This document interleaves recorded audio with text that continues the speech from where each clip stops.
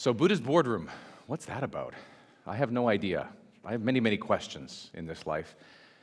Buddhist Boardroom is a personal quest of mine, asking the question, how can we create a bright future if our corporations apply Eastern philosophy to Western business?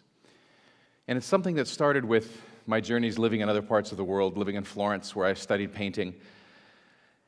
Really had an impact on me. Where I live now, well, this is where I believe home is for me. This is the tiny village of Fukushima in the Ibaraki prefecture of Japan.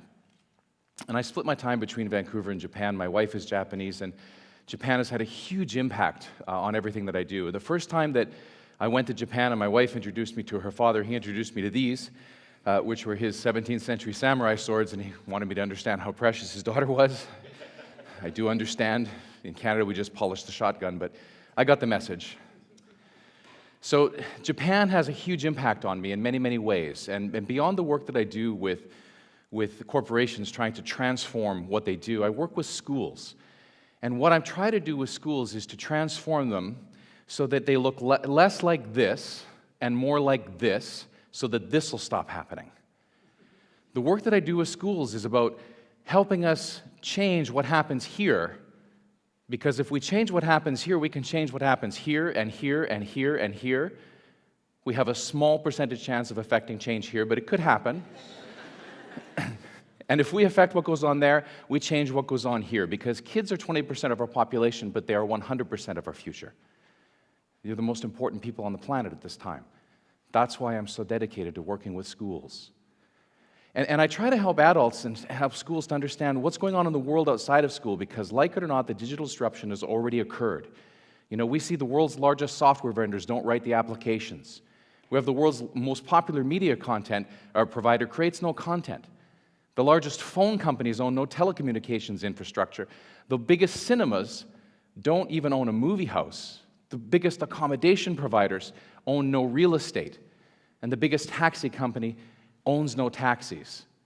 It's changed everything, and what it means is in the next few years, people who need managing are no longer going to be employable. And as I help schools to understand this and talk about what's going on in the world outside of school, when we look at Richard Florida's work from Rise of the Creative Class, in the last 100 years, we've seen agriculture, the amount of people involved in agriculture as work, gone from 40% down to less than 1%. At the same time, the working class, that has shrunk terribly after World War II.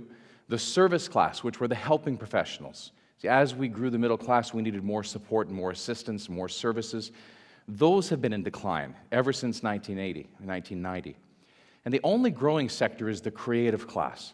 People who do non-routine cognitive thinking, problem solving, solution finding, creative, analyzing, doing amazing things on a day-to-day basis where they have no idea what work is going to look like. It's the only growth area of our economy. It's amazing. We see this change has happened with these two areas here. And the primary reason, the difference between the service and the creative class, is that service class jobs are replaced by technology. That's the outsourcing, the automation that everyone's talking about. Creative class jobs are facilitated by technology. In other words, we use it to do something amazing. And it's a problem that we have a dependency on creativity at this point in time, because many of us are familiar with these, which are IQ tests. Then there's these, which are CQ tests, or creative quotient tests. And this disturbing article talks about the fact that while IQ has been rising for over 100 years, that creativity since the 90s has been in a steady decline. We see it reflected in George Land's work in Breakpoint and Beyond, where he did a longitudinal study of a group of students, and he found that at the kindergarten level, 98% of them were genius-level divergent thinkers, amazingly creative people. And a few years later, by the time they were 8 to 10, it was down to 32%. By the time they were 13 to 15, those same kids were down to 10%, and by the time they were 25, it was down to 2%. It's a problem when we rely so heavily on innovation and creativity for our life outside of school, which is why my mantra is always that the arts are no longer ornamental, that they're fundamental, that they're as important as everything that we do in school. They're as important as math. They're as important as science. And they must be. This is the foundation of where we begin to cultivate creativity. And why is it in such demand in the private sector? You know, Norio Oga, the former chairman of the Sony Corporation, basically what he said is that Everybody produces the same stuff, and design is the only thing that differentiates one product from another in the marketplace. See, to the private sector, creativity is about enhancing the value of the function with the form. How many of you have an iPhone or an iPod or an iSleep, iSnore, iFart? You got one of those things there. I'm actually not being vulgar when I say that, because iFart was one of the first applications written for the iPhone, and it was making $12,000 a day when it was first released. But when you look at this phone outside of that bit of silliness, and there's a whole bunch of people that are downloading that application right now, when you look at what this phone did, you see nobody knew what a phone looked like other than it had buttons. In 2006, they looked like this. In 2007, they looked like this. Do you notice a little difference? Even Fisher-Price has had to follow along and make things work. You see, there's two classes of success in business. There are innovators and there are replicators. There are the ones that create, the ones that come up with ideas, and then there's the ones that try to scale them and get them to market faster, cheaper, and not quite as good. And both models can be successful, except that the replicators still depend on the innovators to come up with something. But there's another story behind phones and all these things that we have to have. There's another thing that worries me, that bothers me. And that's the image of kids in China growing up in cities of electronic garbage that we dump there, burning little bits of wire off, or copper off wires to make a living. There's oceans of plastic, drinking bottles that I drank out of a garden hose as a child, and I'm still alive. But somehow, we now produce more plastic than I ever thought was possible. We have fast fashion. This child will outgrow these clothes before I change the slide, but we have to have the latest of everything. Fast fashion is the second largest polluting industry in the world, second only to oil. And when we think that, well, maybe we'll just donate our clothes and they'll go somewhere good, where they largely end up is in piles in the third world, because it's another form of garbage. We're passing you global warming. You're welcome. What else have we done? This is 60 kilometers from my home in Japan. It's the Fukushima Daiichi nuclear reactor that is still melting down. It's been leaking radiation into the ocean for years. Boy, this is not a very inspiring TED Talk. There's a lot of problems here. There's a lot of problems that mean great courage and great innovation, but it's how you see these problems. It's how you see the world that determines what creativity can be for you, because it is only in our perception of what we can do and in our wish for others that we find creativity. It comes from the heart of a child. How many of you have ever heard somebody say, I don't have a creative bone in my body? Has anybody ever heard that, or anybody ever uttered that? Let me ask you this question. How many of you can draw? This is something that I did when I was in art school in Italy. It's something I did there. But I'd really like to ask you, how many of you can draw? Okay. That's disturbing. Let me give you another frame of reference. How many of you can draw? Okay, does anybody have a physical hand, one, or any kind of limb? Could you raise that limb, please, now? Are you capable of drawing? Absolutely, you're capable of drawing. Could I hear you say, I can draw? Of course you can. See, we confuse creativity with artistic proficiency, and they are two different things. They are two different things. Creativity is not about how well you can physically do something. It comes from within. It comes from how you see the world, how you engage the world. Do you see it as a place of conflict? Or do you move forward with a heart wishing for the bright future for all beings? What is your personal passion? What fires your imagination? What makes you care? Now go do it. There is no limit on the source of creativity except our limit on how we see the world. This comes from, for me, understanding mindfulness. In whatever way mindfulness means to you. For me, it's been in my studies and my practice of Buddhism and understanding the concept of duality. And here's the thing. The more I learn, the more I realize I know absolutely nothing. And it's disturbing to me how little I actually know. But I want to talk to you a little bit about one of the lines of the Heart Sutra, which was one of the things that really helped me to understand how we see the world. And that line is, Shiki Zokuze, Ku Sokuze Shiki. And it's one of the lines that we chant. And what it means, and it's almost motainai, it's almost, to say this is really limiting it. But one possible way that it can be described is that phenomena creates recognition, and recognition creates a new phenomena. So, does everyone have their imagination with them? We all brought our imaginations today? Lovely. Let's go for a walk in the park. It's beautiful. It's sunny. How are you feeling?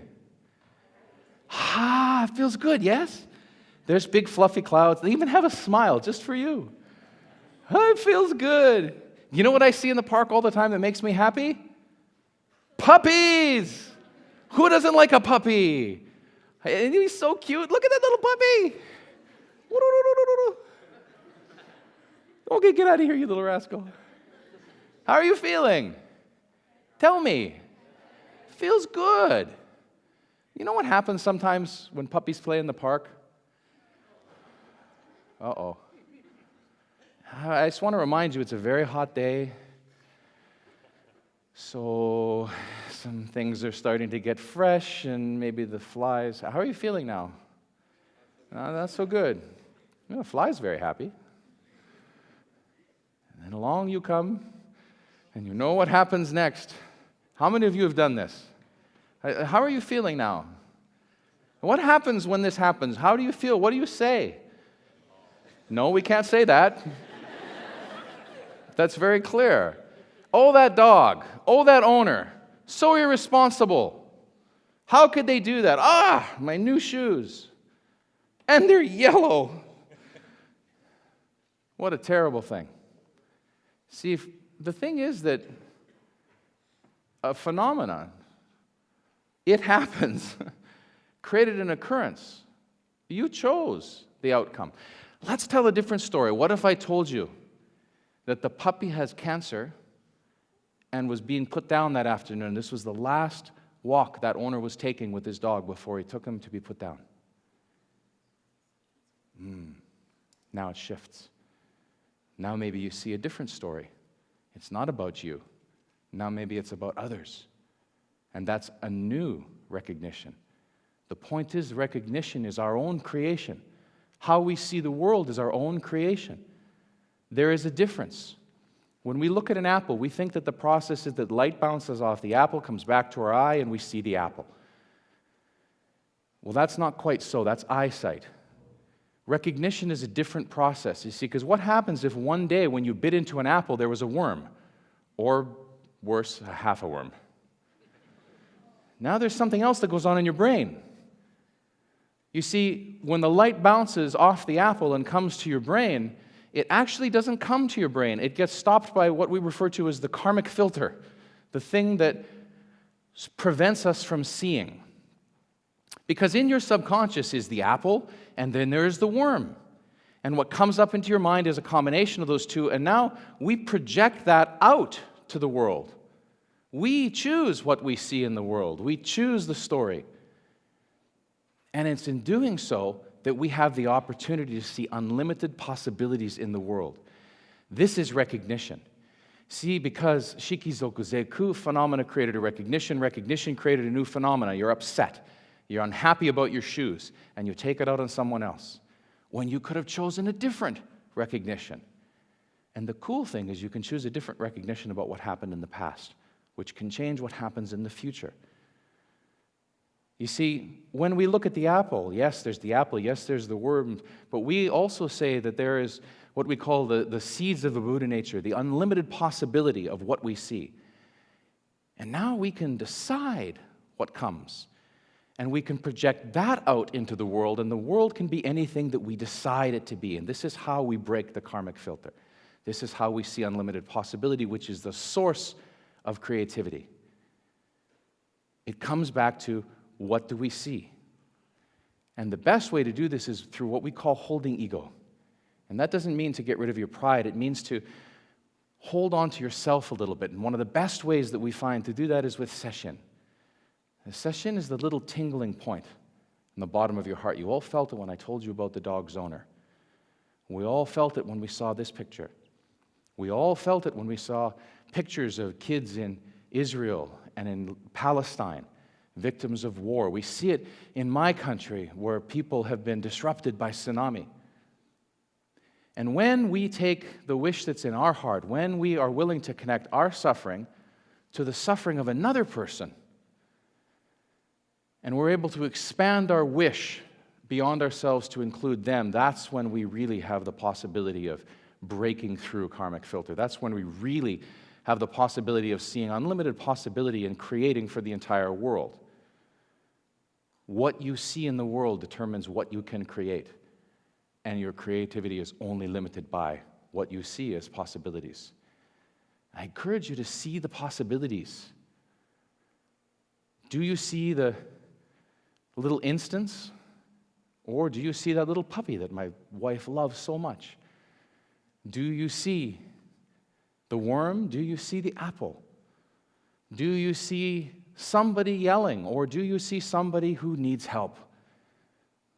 Do you see the white? Do you see the black? Do you see both? Do you see all? This is the question. And what you see in your wish for the world is what will determine how you can be creative. Let me finish by talking about dental floss. It's very important. You should all use it. I'm teasing. Colgate released a series of ads recently that showed dudes that were in terrible need of dental floss. And they were very disturbing ads, but I'd like to point out to you something about these ads, because you're so focused on the fact that this dude needs dental floss that you do not notice that she has 6 fingers. Right, we're so focused on the fact that this dude needs dental floss that we don't ask ourselves, where's that arm coming from? Because it's not really hers. We're so focused on the fact that this dude needs dental floss that we don't even notice you're looking for it. He's missing an ear. See, we're so distracted by the tyranny of the urgent, we're so distracted by our own dramas that we're unable to see the possibility to do and to create and to be. When I'm working with companies facing disruptive change, I tell them that there are 3 uns that will be their undoing. If they were unaware, unwilling, or unable to respond to those changes, they will be undone by them. And to be able to innovate in the face of disruptive change, like the challenges that are facing you, requires a sense of humor. So here's the thing. Now you are aware that by choosing how you see the world, you can affect it, and you are able, because you are all creative, powerful beings. The question is, are you willing? That's the question. You are only limited by what you see as possibilities. So when you look at the world, when you look at others, ask you to see the possibilities. Thank you.